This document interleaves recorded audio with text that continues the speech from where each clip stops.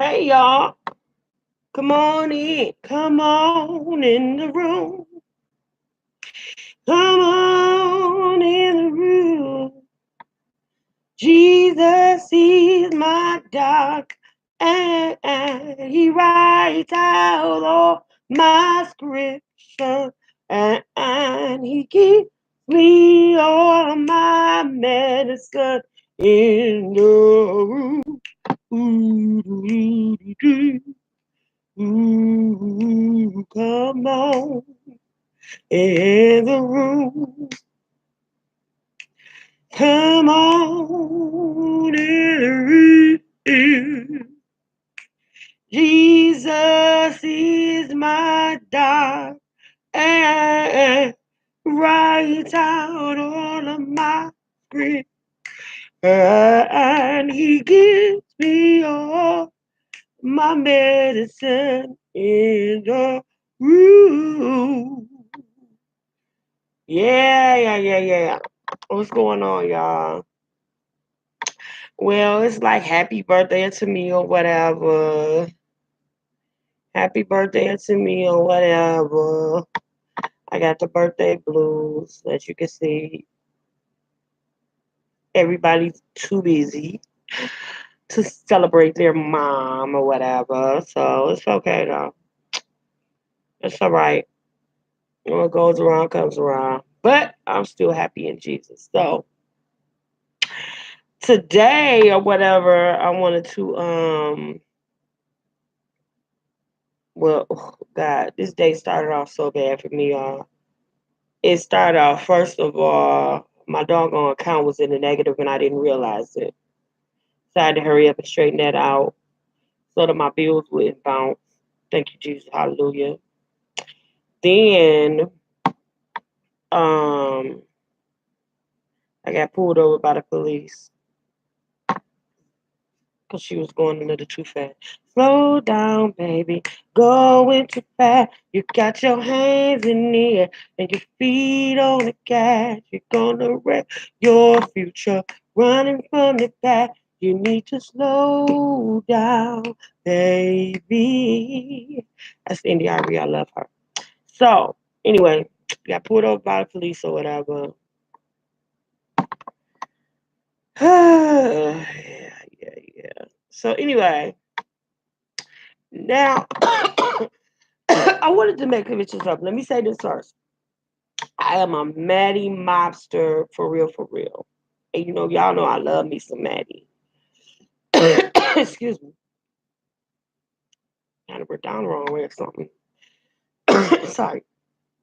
So I'm a Maddie mobster, and I love me some Maddie, and I love Duchess Kelly Love, and I love everybody. So, and I support anybody. So, if you're new vlog or anything, just let me know, tag me, and I will support you. I will come and give you some love or whatever because I'm like that.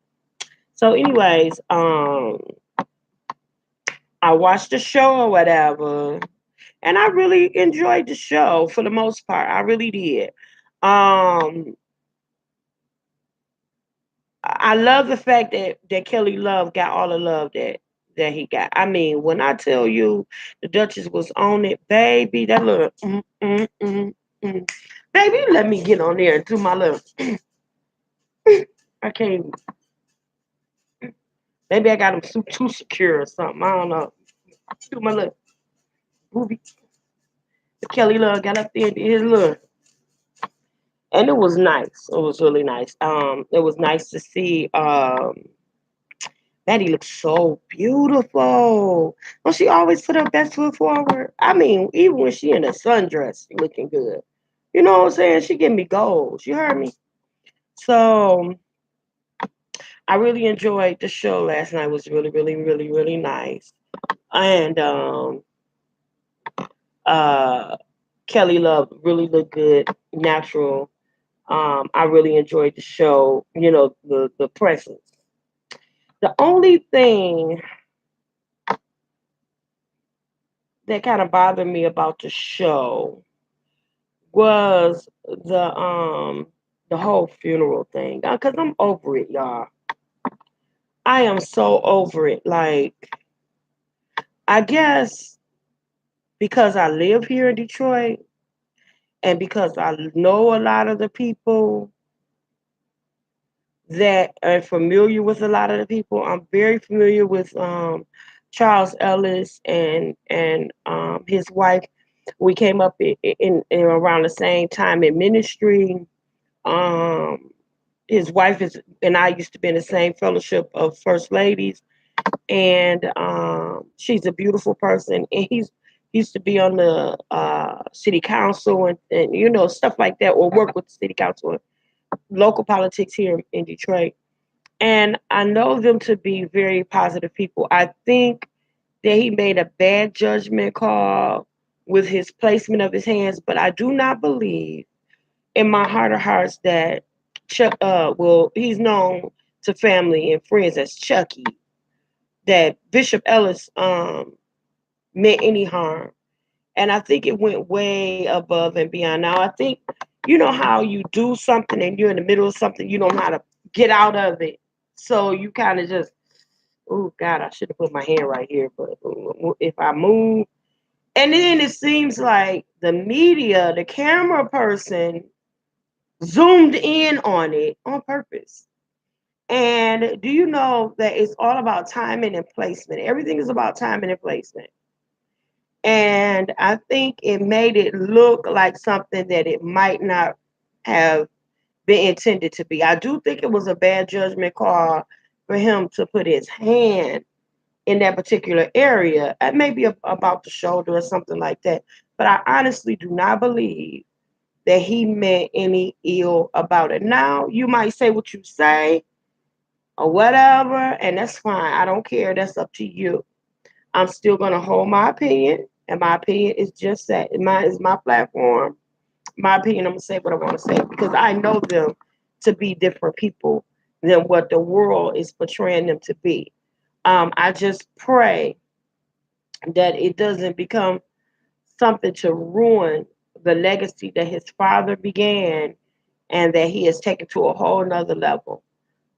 Because he has taken the city of David, which is great, where Greater Grace is built, to a whole entire new level. And his dad, his mom, well, his mom is proud. I'm sure his dad would have, if had he still been alive, he would have been very proud.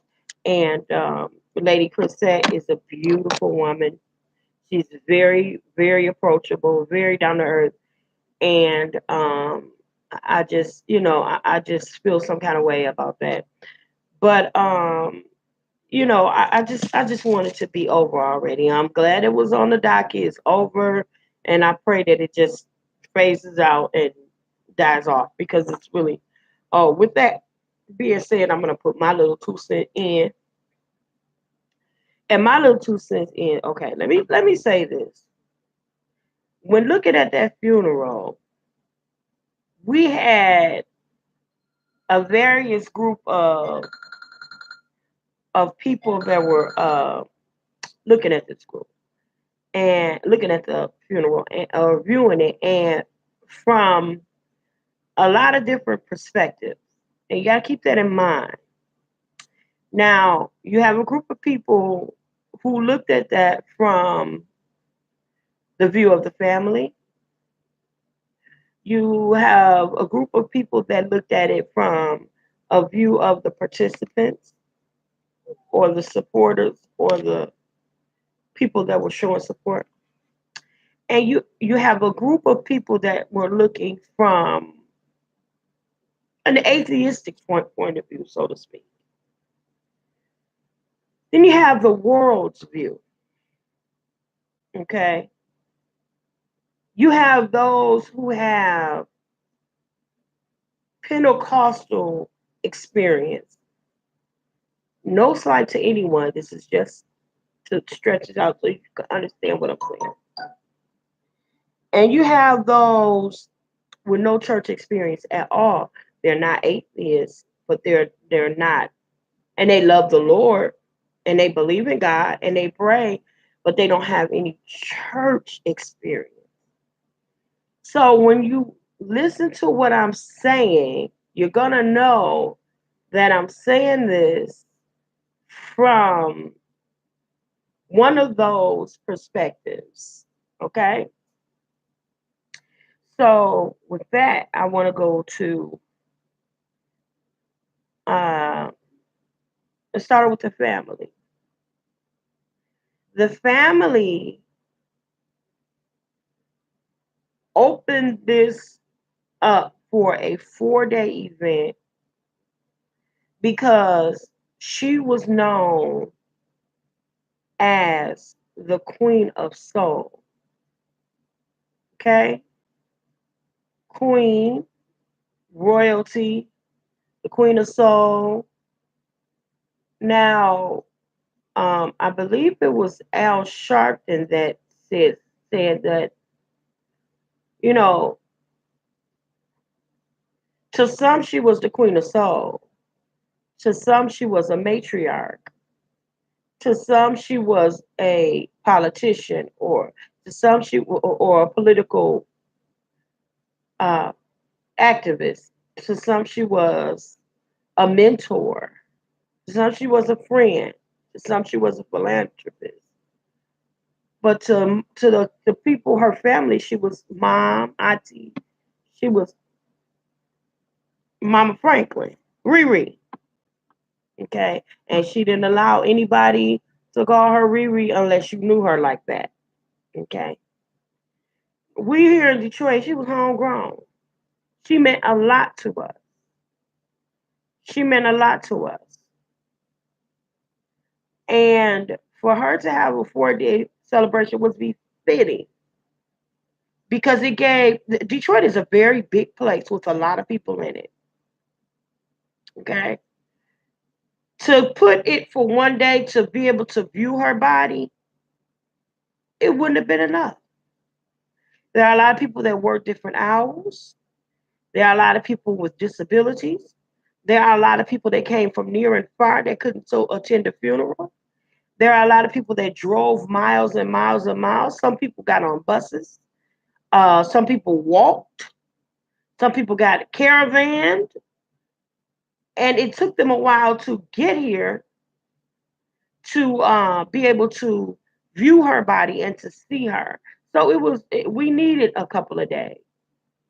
Then they had the musical uh, tribute which allowed those who loved her um, to be able to come and view and participate in a part of this celebration for her. Then there were those who actually performed, and they wanted to give at any way they could possibly give. And if performing 2 or 3 minutes or whatever it was just to show up, you know what I'm saying? To say, okay, we did this for her. That's what their heart wanted to do, and that's what so it was befitting.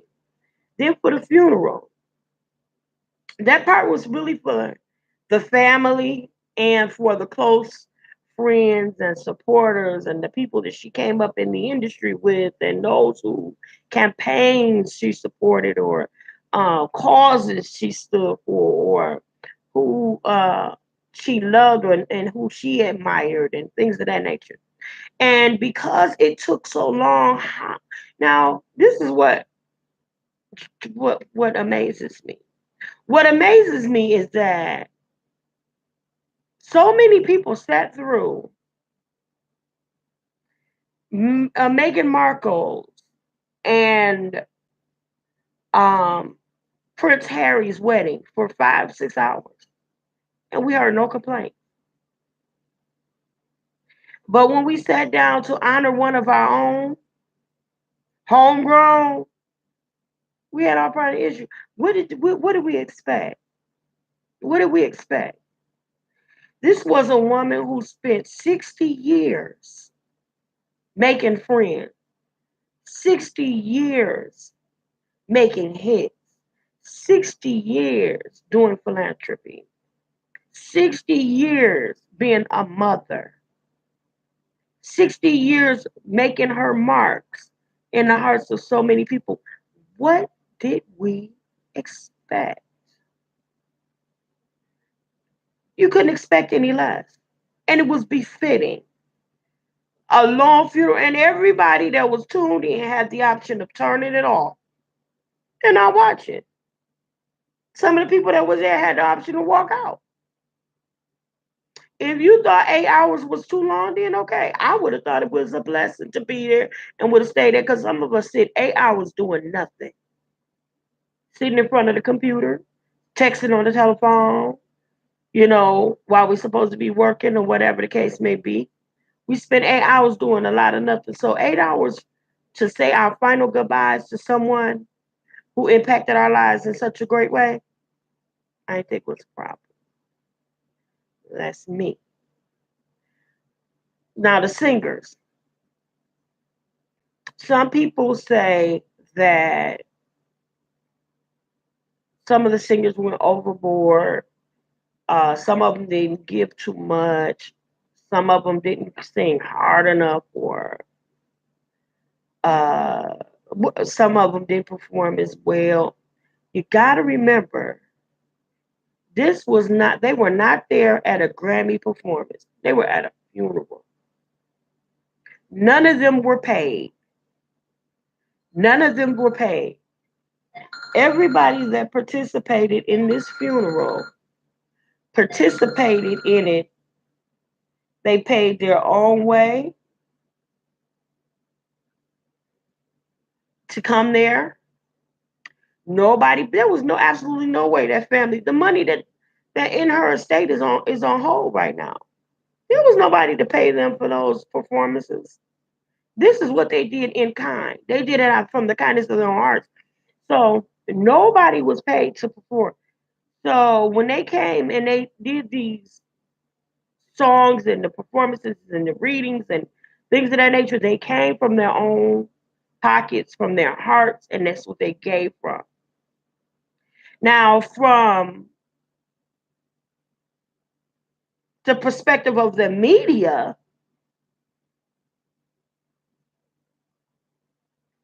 the first thing TMZ said was, wow, why would they expect for people to come on their own dime? Well, let me tell you, let me hip you to something. TMZ, CNN, NBC, World News Tonight, and all this other. It is not unusual to attend a funeral or a homegoing celebration, which is what this was, and there's a difference. To attend a homegoing celebration for a member of your family at your own expense is not unusual. And that is exactly what this was. See, everybody is looking at it as if it were lights, camera, action. No, that's not it at all. This might have been historically the biggest celebrity celebrated funeral, but it was a homegoing celebration for a loved one. It wasn't a Grammy performance. It wasn't the MTV Awards. It wasn't the VMAs. It wasn't the Golden Globes. It wasn't any of that. It was a show of love, people. That's exactly what it was. It was nothing more than that. So these people weren't paid for their performances. A lot of them were grief stricken. A lot of them were emotionally impaired. And a lot of them did the best that they could do without practice, without sound checks, without rehearsals. It was off the top of your head. So let's be a little more kind hearted on what we say and what we do to criticize. Okay? Because some of us were really hard on everybody. And I don't think that's fair. Some of us were really, really hard on people because they didn't perform up to our standards, or they didn't do a Grammy, or she could have did better, or they That and they had this and they had king. Well, it wasn't for TV. Really, it wasn't for TV. It was for family. It is not unusual in most cultures to come and support the homegoing celebration of your loved one out of your own pocket, from your own time, your own expense, and from the kindness of your own heart.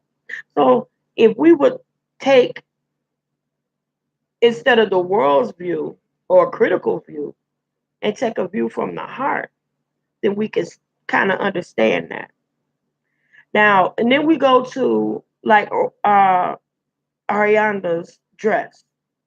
Yeah, it was inappropriate, but the girl probably hadn't been church. She probably hadn't been church. The closest she probably been to church is doing a video in one or something. She hadn't been church. I blame it on her camp. Because when you have a stylist, your stylist should be more informed than just getting you to look the baddest or the best. You should be informed about where you're going, what's appropriate, what's the proper length, and things of that nature. So I blame her stylist for that because she probably did not know.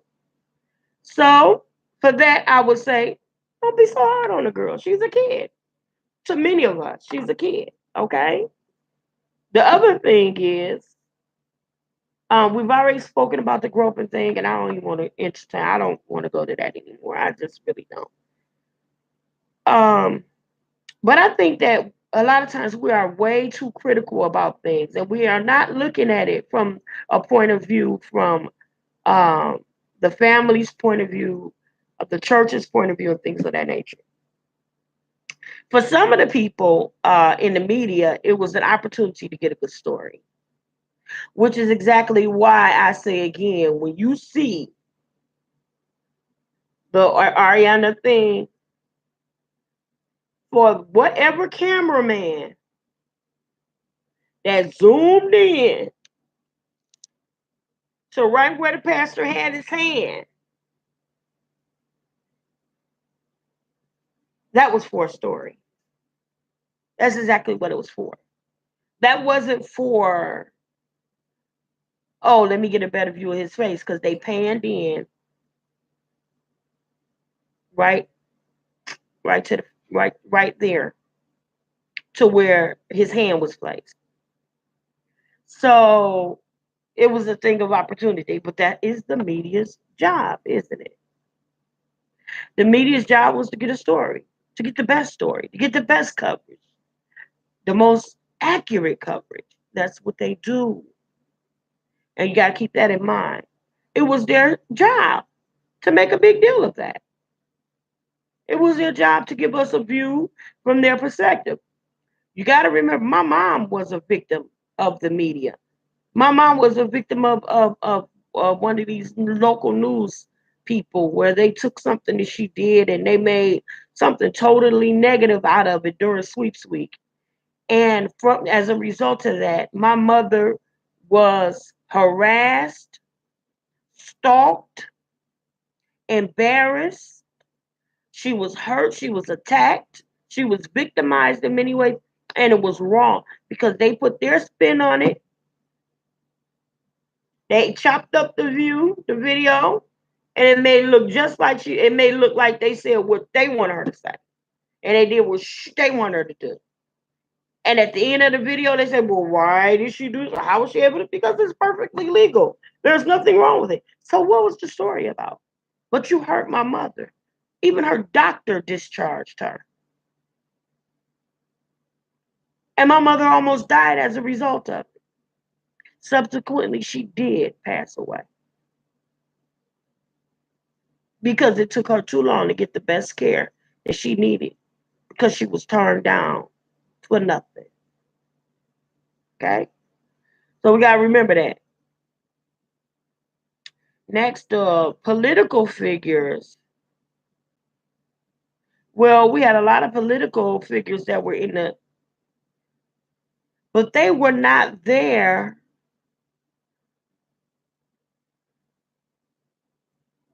as a political statement. They were not there to make a political statement. So people were saying, well, why was Farrakhan sitting next to President Clinton?